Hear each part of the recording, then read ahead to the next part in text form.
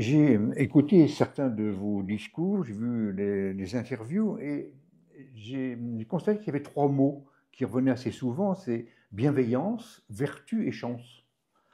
Alors, si on commençait par la chance, on en a parlé tout à l'heure de la chance, vous l'évoquez assez souvent. Je crois que grâce à elle, vous avez fait de nombreuses rencontres, hein. Mm. Cette chance, pour vous, est-ce que c'est une fatalité ou une opportunité? Mm. Euh, Peut-être que mon discours va être un peu teinté parce que moi, j'ai eu beaucoup de chance. Moi, j'ai eu la chance de naître en France. Voilà. C'est une grande chance de naître en France. On a un pays extraordinaire. Il faut le dire, La oui. France, c'est un pays exceptionnel. Donc, il faut mesurer la chance qu'on a de vivre dans ce pays. Euh, on a de la chance parce que euh, quand on traverse le pays, on voit qu'en fait, il y a une diversité incroyable dans ce pays. Vous savez, euh, le général de Gaulle disait qu'il est difficile d'administrer un pays dans lequel il y a autant de fromage. Voilà. Et alors chez moi en Corse, il y en a quand même beaucoup, beaucoup du fromage aussi. Euh, et pour autant, c'est pas le même qu'il y a dans le Cantal, Absolument. ou dans les Vosges, vous voyez, ou dans le nord de la France. Euh, c'est une grande chance déjà d'être né dans ce pays, mais pas que ça. Moi, j'ai beaucoup de chance parce que je suis arrivé dans une famille aimante, j'ai reçu beaucoup d'amour et ça change la vie quand même de Ouais, recevoir beaucoup d'amour quand on est petit. ouais. Et puis après, la chance, c'est quelque chose qui se saisit. Hmm. Moi, j'ai eu la chance de faire une rencontre avec un franc-maçon qui m'a expliqué ce que c'était que la franc-maçonnerie et qui m'a donné beaucoup envie de m'y intéresser. Donc ça, c'est une chance. Et puis après, quand on est franc-maçon, c'est une grande chance. Parce que, tiens, je vais vous raconter. Le, le week-end dernier, j'ai revu un de mes vieux amis que j'ai rencontré en maçonnerie, que j'ai rencontré il y a plusieurs années maintenant. C'est un monsieur qui habite à Bergerac, qui a 65 ans et qui travaillait dans une collectivité. Okay, il était responsable d'un service dans une collectivité. Moi, je travaille entre Paris et Ajaccio, j'ai 49 ans, je travaille plutôt sur les marchés financiers. Il n'y avait aucune chance que je rencontre ce bonhomme, aucune, sauf la maçonnerie.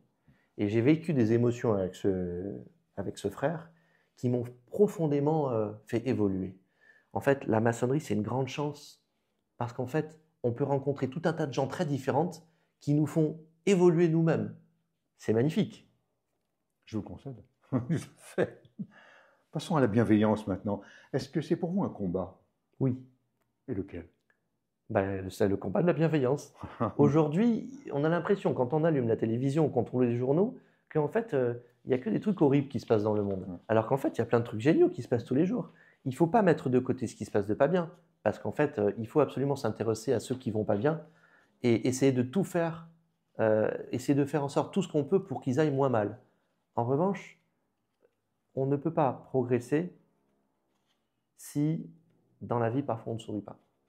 Euh, on est obligé d'être tracté par un enthousiasme, au sens grec du terme, Oui, vous oui. savez, être empli de quelque chose qui nous dépasse. Et le fait de voir les choses aussi avec des lunettes roses, ça aide à tracter les gens vers quelque chose de meilleur et de positif.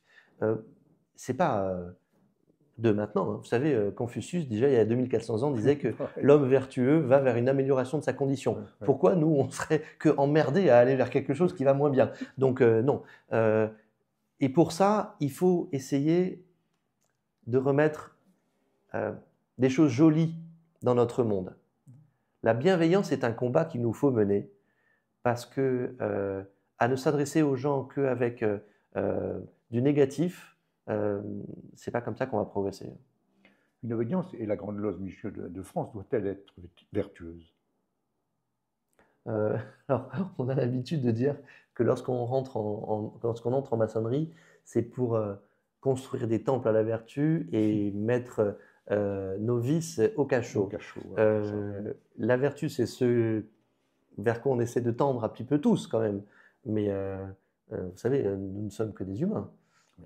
Donc, il faut essayer de chasser les mauvaises choses pour ne faire ressurgir que les bonnes. Mais il faut aussi qu'on sache construire sur nos échecs.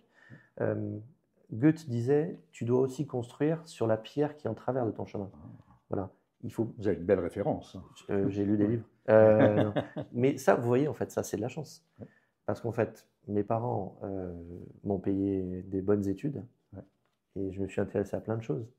S'ils n'avaient pas été là et s'ils n'avaient pas été eux, ben, je ne serais pas qui je suis aujourd'hui. Vous voyez? Voilà, même si j'ai fait seulement un tout petit parcours. En franc-maçonnerie, on entend souvent parler de le rite. C'est quoi un rite? Vous pratiquez aussi, je crois, plusieurs rites. Est-ce Oui. que vous pouvez nous l'expliquer? Oui. Un rite, pour faire de manière vraiment très large, un rite, c'est une manière de travailler. Il y a des rites qui sont très encadrés, et il y a des rites dans lesquels on a une liberté beaucoup plus importante. À la Grande Loge Mixte de France, nous travaillons 7 rites, parce qu'on a eu envie de donner un éventail très large aux gens qui avaient envie de travailler avec nous. Donc, on peut travailler de manière extrêmement ritualisée,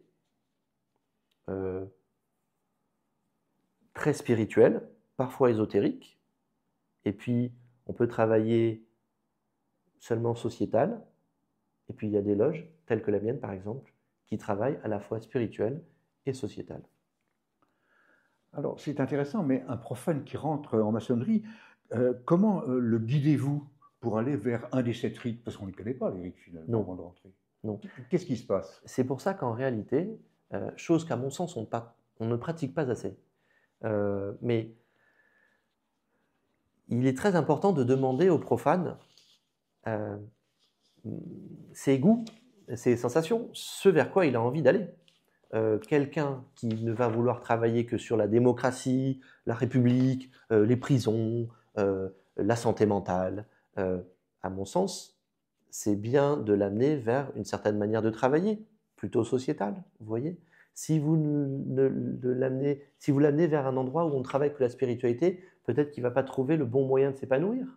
Et donc, en fait, ce toucher de balle, il est très important en amont pour savoir justement détecter vers où la personne va s'émanciper le plus. Donc vous avez des questionnaires juste avant que les profanes ne rentrent chez vous? Comment ça se passe? De ce que je peux savoir. Hein. Ah oui, oui.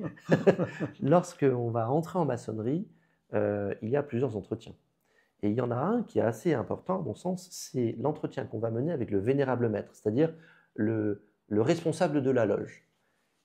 Cet entretien, il est décisif parce que le vénérable maître va pouvoir vous dire ben, vous serez bien dans notre loge. Ou alors, vous seriez bien, parce qu'après, on va voter.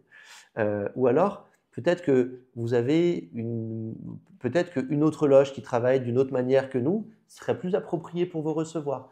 Et ça, c'est un vrai travail à faire, à mon sens. Mais ça, c'est pas aux profanes de le faire.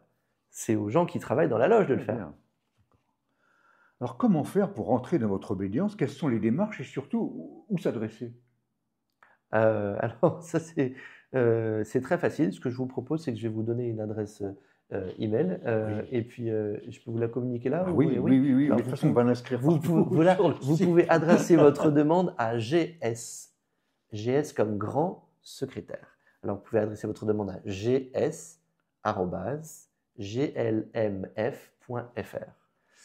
Là, on a un certain nombre de demandes qui sont spontanées. On peut aussi aller sur le site glmf.fr pour www.glmf.fr.